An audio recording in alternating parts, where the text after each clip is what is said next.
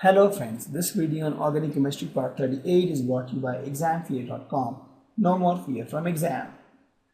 I will talk about the addition reactions. Let's understand the concepts of addition reaction. So if you see, this is like a bench and this is log here. Nobody is sitting here. It's all broken, right? So nobody is sitting here, but it has potential that two people can sit.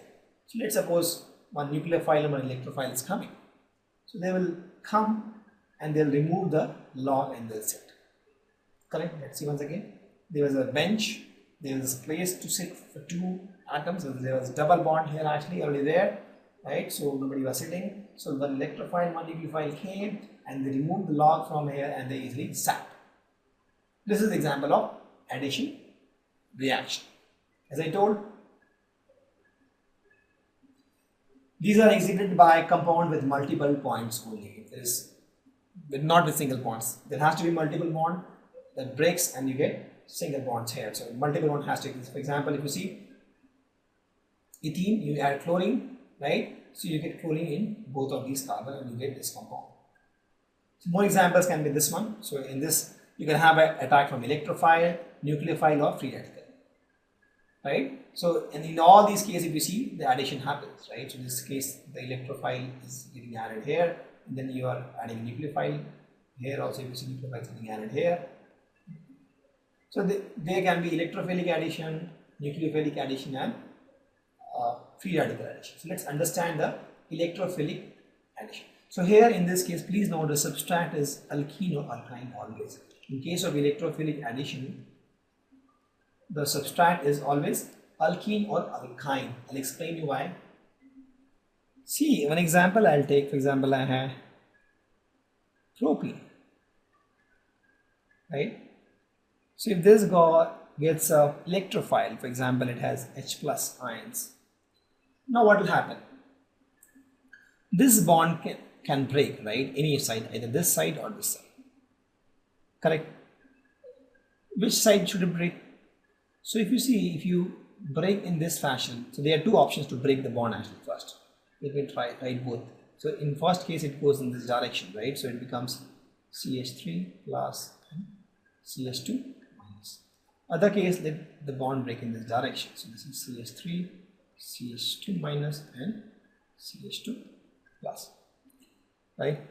And in both cases, let's add H plus. If you add H plus here in this case, so this becomes CH3. Here also if you add H plus here, this becomes CH minus, this becomes CH2. So which one is more stable actually? So if you see, this is more stable because here you get inductive effect from two sides, right? This is more stable. So it will form this, it will not form this. Correct? So this is my electrophilic addition. Now that means on addition of H plus you got this. Now in this I add Cl minus. So this becomes CH3, CH, Cl, this is CH, this is CH3. This is my final product. Correct? So here only if you have alkene or alkyne, you get this reaction, because when you have alkene or alkyne, you get this kind of thing, plus and minus, where now electrophile can attack. Correct? Electrophile is H plus, it can attack this minus charge. Let's start with the nucleophilic addition reaction. In this case, substrate is always aldehyde or ketone. Why? Because in this case, if you see, this bond break, this gets negative, this gets positive charge. Here also negative and positive charge. So this carbon gets positive charge, so nucleophile can attack it. Right? So for this case, the substrate is always aldehyde and ketone always. Correct? Because the carbon gets a positive charge and the ketone can. Example, I have CH3COOH. Right? So in the presence of Cn minus, what happens is this goes in this direction, that's negative, this positive. So what happens? This can attack here. So what you get is CH3O minus, you get Cn and you get H. Correct? And now H, because it was HCN actually, so H can now attack this carbon. So this becomes CH3, COH, H and Cl. Correct. This was my acetaldehyde, and what you got is cyanohydride. Correct. So this happens in this case where substrate is unsymmetrical, alkenes or alkynes. For example, I have CH3, CH double bond CH2. So if you see this double bond, across this double bond you have 2 carbon, here you have 1 carbon. This is unsymmetrical. And this is typical case is HBr. Please note this happens only with HBr. If you take HCl or HI, this doesn't happen, right? This happens only with HBr in presence of organic peroxide. Peroxide. For example, you can take benzoyl peroxide, right? And take benzoyl peroxide. You can take any of the organic peroxide. So with this, what happened is there is a reason why we are adding organic peroxide. This creates nothing but Br free radical. We'll explain this role of organic peroxide in this. So with this, it creates Br free radical. Now what happens is with this Br free radical, this bond breaks actually. Now this bond breaks, and this bond breaks, this pi bond breaks in a homolytic cleavage way. So this is a single bond, this is a free radical here.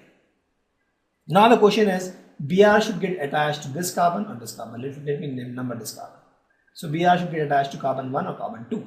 Let's see both the scenarios now, right? So this, if you attach this guy to carbon 1, you get this. And if you attach this Br to carbon 1, carbon 2, you get something like this. So in both of these, this is more stable, right? This is more stable, correct? Because this is inductive effect, this is delocalized, it's more stable. So this will not be formed, this will be formed, correct? And then once this is formed, you add this H free radical, you get CH3, CH2, CH2, Br. You will study more about this in the higher classes because this is anti-Markovnikov law. Because if you think from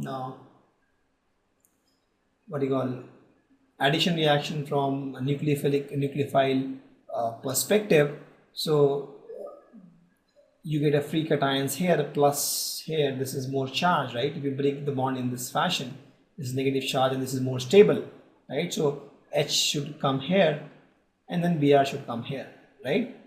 In that fashion, if you have HBr and then H plus is my electrophile, so from electrophilic addition perspective, this should happen, right? Br should be attached here, but this is what it is seen experimentally, that if you have HBr and if you have organic peroxide, this is what it is seen. So to explain that, they are using anti-Markovnikov law, and if you see the role of peroxide, I'll show you to form Br minus.